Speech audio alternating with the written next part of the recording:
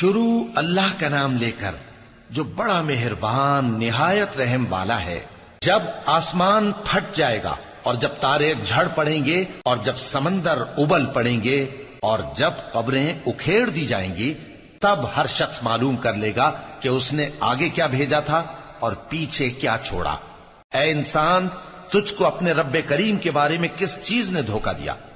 وہی تو ہے جس نے تجھے بنایا، پھر تیرے اعضاء کو درست کیا اور تیری قامت کو معتدل رکھا، جس صورت میں چاہا تجھے جوڑ دیا۔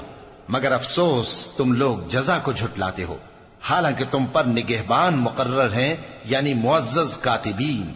جو کچھ تم کرتے ہو وہ اسے جانتے ہیں۔ بے شک نیکوکار نعمتوں کی بہشت میں ہوں گے اور بدکردار دوزخ میں، یعنی جزا کے دن اس میں داخل ہوں گے اور اس سے چھپ نہیں سکیں گے۔